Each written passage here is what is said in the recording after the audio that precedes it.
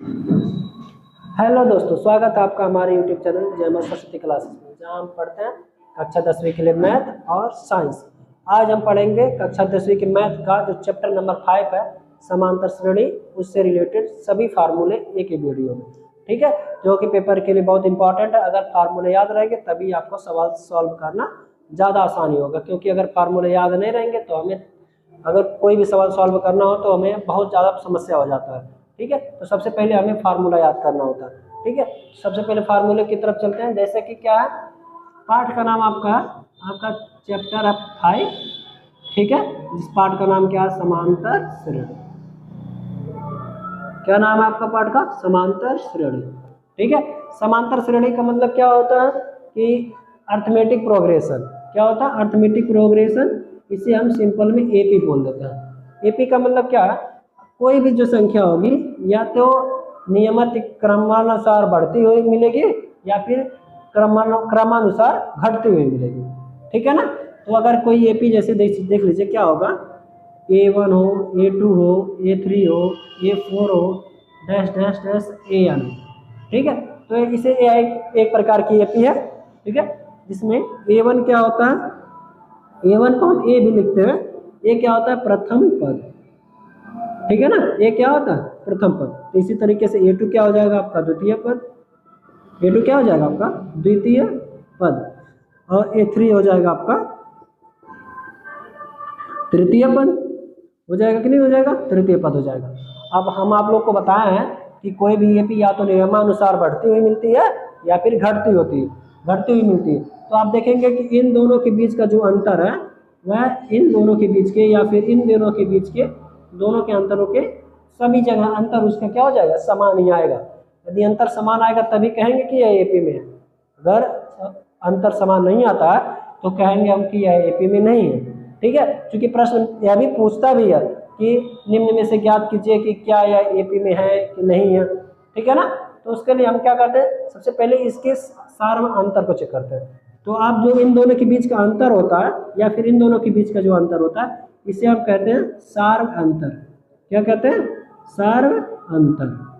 ठीक है, जिसे हम डी से प्रदर्शित करते हैं। और डी बराबर क्या होता है? दूसरे पद में से हम पहले पद को घटा लेते हैं या फिर तीसरे पद में से हम दूसरे पद को घटा लेते हैं, या फिर कुछ भी आप एक चौथे पद में से एक तीसरे पद को घटा लीजिए, तब भी सार्वांतर समान ही आएगा। ठीक है, तो आपको अगर इन दोनों के बीच के किसी भी दो संख्याओं के बीच का अंतर ज्ञात करना हो तो उसके अगले वाले पद में से दूसरे वाले पद को घटा लेते हैं, जिससे कि हमें सार्वांतर प्राप्त हो जाता है। ठीक है ना? तो पहला पद आप दूसरा पद जान गए, तीसरा पद क्या होता है जान गए, सार्वांतर क्या होता है जान गए। अब इसका उपयोग हम कहाँ करेंगे, समस्या यह आती है। तो मान लीजिए फॉर एग्जांपल हम एक सवाल देते हैं आपको। सवाल क्या कह रहा है कि 3 4 5 6 7, ठीक है, डैश डैश है। कह रहा है इस एपी का प्रथम पद बताइए और इसके सार्वांतर ज्ञात कीजिए। ठीक है, तो आपको हम बता दिए कि प्रथम पद क्या होता है। प्रथम पद आपका ए बराबर कितना हो जाएगा? 3। और जो सार्वांतर होता है वह दूसरे पद में से पहले पद को घटाया जाता है, यानी कि A2 माइनस का A1 हो जाता है। तो दूसरा पद क्या है आपका? 4 और पहला पद क्या हो जाएगा आपका? 3। तो सार्वांतर कितना आ जाएगा? 1। आप चाहे यहाँ भी देख सकते हैं कि 5 में से 4 को घटाएंगे तो 1 ही मिलेगा, 6 में से 5 को घटाएंगे तो भी 1 मिलेगा, 7 में से 6 को घटाएंगे तब भी 1 मिलेगा। यानी कि सार्वांतर क्या हो जाएगा? हर जगह समान ही रहेगा। ठीक है ना? चलिए आगे बढ़ते हैं थोड़ा थोड़ा। अब आपको प्रथम पद मिल गया, सार्वांतर मिल गया। अब अगर कह दे कि दिया है, क्या दिया? प्रथम पद, कुछ प्रथम पद का मान दिया हो, सार्वांतर का भी मान दिया हो, कुछ भी मान दिया हो, कहे एपी ज्ञात करिए कि एपी क्या होता है। तो एपी ज्ञात करने का एक, चलिए एपी के लिए क्या फार्मूला था आपका? एपी के लिए ए प्लस डी, ए प्लस 2d, ए प्लस 3d। ठीक है, डॉट डॉट डॉट एन पद होता है। ठीक है, तो हमें किसी भी आपको समांतर श्रेणी ज्ञात करना हो, किसी भी यदि प्रथम पद दिया हो, सर्वांतर दिया हो, तो जो एपी बनेगा आपका ए प्लस डी, ए प्लस 2d, ए प्लस 3d, इसी प्रकार। तो आप देखिए इस तरीके से देखा जाए तो ए का तो ये मान है, लेकिन A2 बराबर कितना हो जाएगा आपका? यहाँ से ए प्लस का डी, A3 बराबर क्या हो जाएगा आपका? ए प्लस 2d, A4 बराबर क्या हो जाएगा आपका? ए प्लस 3d। हो जाएगा कि नहीं? सवाल आप इसी तरीके से किसी भी ज्ञात कर सकते हैं। ठीक है, अब अगला प्रश्न सवाल आपका पूछता है कि यनवा पद ज्ञात करने का फार्मूला बताइए क्या होगा।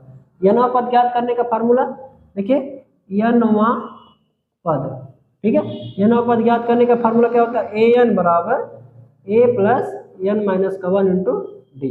यानी कि पहला पद डी पता हो, डी पता हो, सार्वंतर पता हो, ठीक है, और एन का मान कौन सा पद निकालना यह पता हो, तो हम यह याद कर लेंगे कि कौन सा पद, मान लीजिए 10वां पद कितना होगा, यनवा पद के लिए हो गया।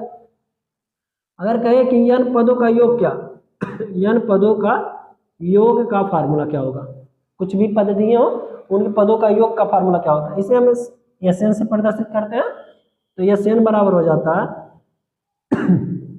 N by two a plus n minus का 1 इंटू डी, क्या हो जाएगा, एन माइनस का 1 इंटू डी। ठीक है, इससे फार्मूले से हम क्या कर देते हैं, एन पदों के योग को ज्ञात कर सकते हैं। या फिर एक और फार्मूला होता है कि अगर अंतिम पद दिया हो, ठीक है, अंतिम पद को हम यल भी कहते हैं, ठीक है, अंतिम पद, ठीक है, और उसके बाद और प्रथम पद दिया हो कुछ भी, और यन पदों की संख्या दी गई हो, तो हम एक फार्मूला ऐसे एन बराबर लगा लेते हैं, n by 2 a plus l. ठीक है, तो ये ऐसे एन ज्ञात करने का एक आसान सा फार्मूला है। तो पूरे समांतर श्रेणी में आपको केवल इतने ही फार्मूले देखने को मिलेंगे। आप सभी लोग इसका स्क्रीनशॉट कर लीजिएगा और सब लोग पेपर को सॉल्व करते समय आप इन सभी फार्मूलों को भी याद में रखेंगे। ठीक है ना, तब तक के लिए इसी प्रकार के वीडियो को देखने के लिए आप चैनल को लाइक करें, सब्सक्राइब करें और अपने दोस्तों के साथ भी शेयर करें। तब तक के लिए चलते हैं, जय हिंद।